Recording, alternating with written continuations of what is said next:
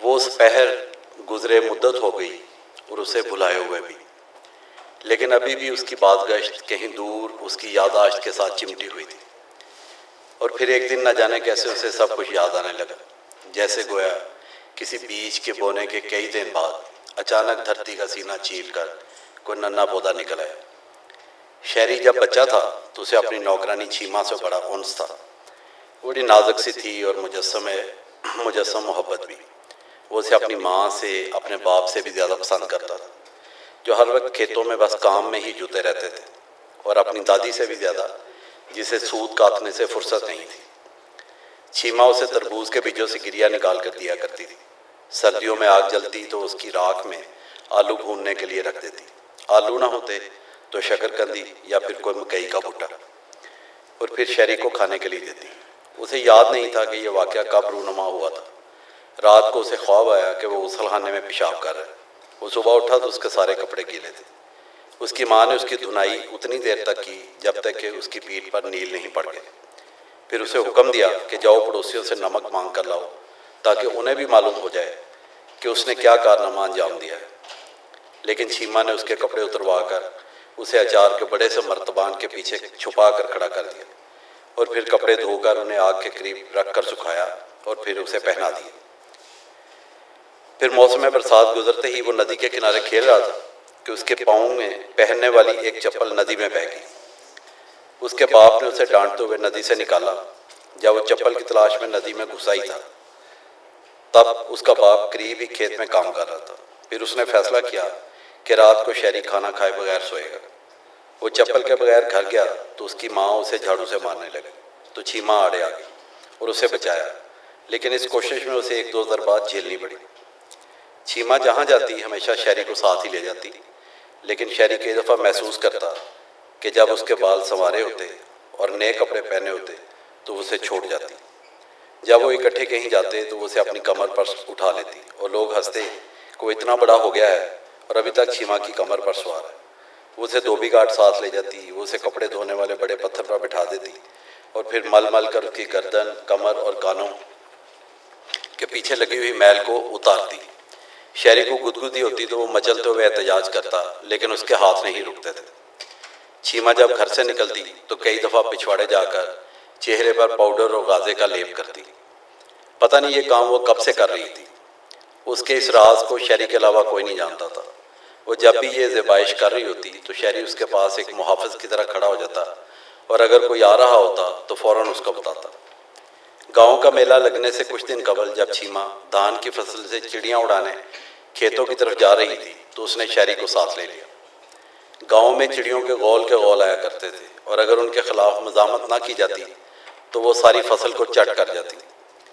वो चावलों के खेतों में बनी पगडंडियों में से गुजर रहे थे तो छीमा ने शहरी से पूछा, तुम्हें सबसे प्यारा कौन लगता है? शहरी बोला, मेरी छी माँ।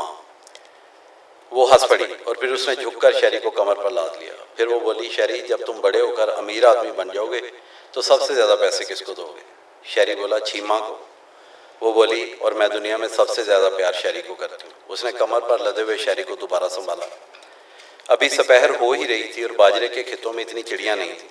सूरज की तमादत में अभी इतनी शिद्दत थी कि चावलों के दाने छड़ने के बगैर ही छिलकों से बाहर आ रहे थे। छीमा को चिड़ियाँ उड़ाने में इतनी दिलचस्पी नहीं लग रही थी, बल्कि वो अपने कपड़ों में छुपाकर पाउडर और गादा लेकर आई थी। उसने साफ पानी के बहते हुए नाले में मुंह धोया और फिर खुश्क करके उस पर पाउडर और गादा लगाया। फिर उसने दोबारा शहरी को उठाया और बताया कि वो मकई के भुट्टों को देखने चलते हैं कि वो पके हैं कि नहीं। सब्जियों का खेत नज़दीक ही था, लेकिन ढलवान पर था। ऊंचाई चढ़ने की वजह से शायद छीमा थक गई थी और उसे सांस भी चढ़ा हुआ था, लेकिन वो चढ़ाई चढ़ती रही। वो वक्फे से शहरी को भी संभालती रही। पसीना कानों के पीछे से बहता हुआ उसके चेहरे पर आ गया था, जिससे पाउडर बह गया था।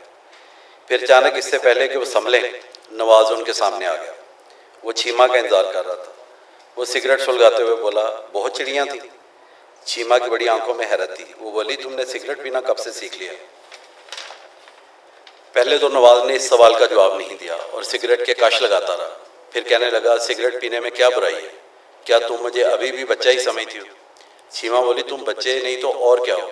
नवाज ने खैर सिगरेट लबों से निकाल कर दूर फेंक दिया। छीमा की कमर से शहरी को उतारा और फिर एक ऊंची जगह पर बिठा दिया और ख़ुद उसके लिए मकई के भुट्टे के 500 से ऐनक बनाने लगा और छीमा कलियों से उसके लिए हार बनाने में मसरूफ़ हो गई। वो हार उसने शहरी को पहनाया और ख़ुद बाजरे के खेत की तरफ चल दी। उसने शहरी को बताया कि वो उसके लिए मकई के मीठे भुट्टे लेकर आती है। फिर नवाज ने ऐनक को शहरी की आंखों पर लगाया, कानों पर बांधा और वो भी छीमा के पीछे पीछे चल दिया। अब शहरी हार पहने और ऐनक लगाए बैठा था। उसका काम सिर्फ इतना था कि वो इंतज़ार करे कि कब छीमा उसके लिए मीठे भुट्टे लेकर आती है। लेकिन देर होती गई, छीमा वापस नहीं आई। तभी एक भीड़ उसके सर के गिर्द मुंडलाने लगी, जिसने शहरी को तंग कर दिया।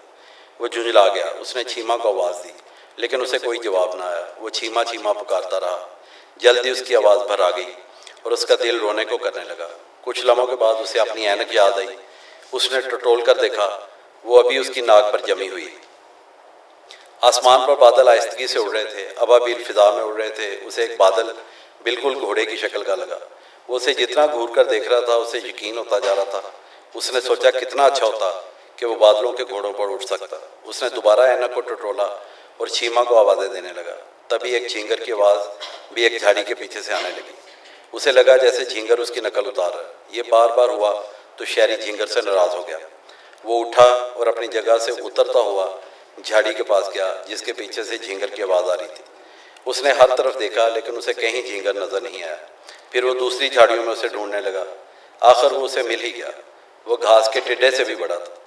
बड़ी तेज़ी से शहरी ने उसे दोनों हाथों में कैद कर लिया।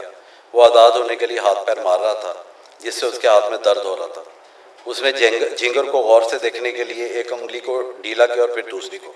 तभी झींगर ने उसकी उंगली पर जोर से काट लिया। शहरी हैरान रह गया। उसने फ़ौरन हाथ खोल दिए और एक छलांग लगाकर झींगर गायब हो गया। उसने हाथ को देखा तो हथेली पर काटने का निशान था और उसमें स्याह रंग का एक नन्हा सा डंक भी अटका हुआ था। वो दोबारा पहली वाली जगह पर बैठकर रोने लगा और झींगर के काटने के निशान देखने लगा। वो जैसे निशान को गौर से देखता, उसे और तकलीफ होती। वो रोता रहा, निशान को देखता तो और रोता, लेकिन साथ साथ ऐनक के होने का यकीन भी करता।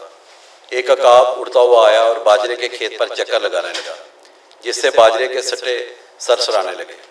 शहरी शहरी की आवाज़ तभी उसके कानों में आई। ये आवाज़ छीमा की थी।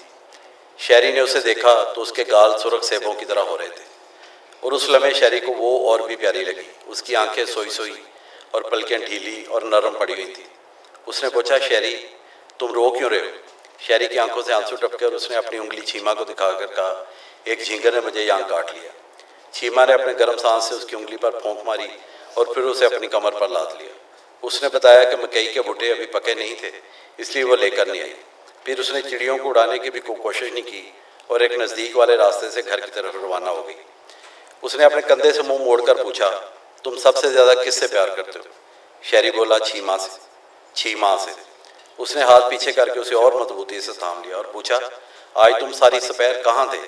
शहरी बोला, चिड़ियों को उड़ाने। वो बोली, तुम किसके साथ थे? शहरी बोला, छीमा के साथ, नवाज अंकल के साथ। छीमा ने ये सुना तो वो रुक गई।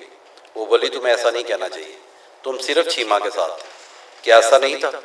शहरी बोला, लेकिन नवाज अंकल उधर ही थे। छीमा बोली, नहीं नहीं, तुम तो नवाज अंकल को पसंद नहीं करते, तुम उनके साथ कहीं जाना पसंद ही नहीं करते। क्या ऐसा नहीं? शहरी बोला, लेकिन उन्होंने तो मुझे ऐनक बना कर दी थी। वो बोली, नहीं, तुम उसे पसंद नहीं करते, मैं भी उसे पसंद नहीं करती, तुम भी उसे पसंद नहीं करते, बस। शहरी खामोश हो गया। वो बोली, अंकल नवाज वहाँ नहीं थे। लेकिन शहरी ने फिर कोई जवाब नहीं दिया। छीमा ने उसे पगडंडी पर उतार दिया और बोली, ठीक है, मैं तुम्हें नहीं उठाऊंगी और आज के बाद तुम्हें कोई चीज़ भी नहीं दूंगी। वो उसे घूर रही थी। उसने शहरी की नाक से ऐनक उतारी और उसके टुकड़े करके फेंक दी। शहरी को समझ नहीं आ रही थी कि वो इतनी नाराज़ क्यों है। वो रोहांसा हो गया। उसकी आंखों में आंसू आ गए। वो खुद को तन्हा महसूस कर रहा था, जैसे बेआसरा हो। छीमा ने उसे मुंह मोड़ा और घर की तरफ चल दी। कई दफ़ा उसने गुस्से से पीछे मुड़कर देखा। वो खामोश चलते रहे। अचानक वो रुक गई और झुककर शहरी के आंसू पोंछने लगे अपनी कमीज़ के पल्लू से। फिर उसने उसके लिए कमर को झुका दिया। शहरी उसकी कमर से चिमट गया। वो बोली, तुम अंकल नवाज से नफरत करते हो, ऐसा ही ना? शहरी बोला, हाँ। वो बोली, तुम उससे नफरत करते हो, आज वो हमारे साथ नहीं थे, ऐसा ही है ना? शहरी बोला, हाँ। वो बोली, तुम खेतों में सिर्फ छीमा के साथ थे, ऐसा ही है ना? वो बोला, हाँ। वो बोली, मैं दुनिया में सबसे ज़्यादा प्यार शहरी को करती हूँ। वो छीमा के स्याह बालों से घास के चंद टुकड़े निकालते हुए बोला, मैं भी सबसे ज़्यादा प्यार छीमा को करता हूँ। फिर रात सोते हुए शहरी अपनी ऐनक के बारे में सोचता रहा। और अंकल नवाज़ के बारे में और बाजरे के खेत के बारे में। अगली सुबह अलबत्ता वो हर चीज़ भूल चुका था, और वो भूला ही रहा। कई सालों बाद उस दिन बस अचानक उसे वो सपैर न जाने कैसे याद है।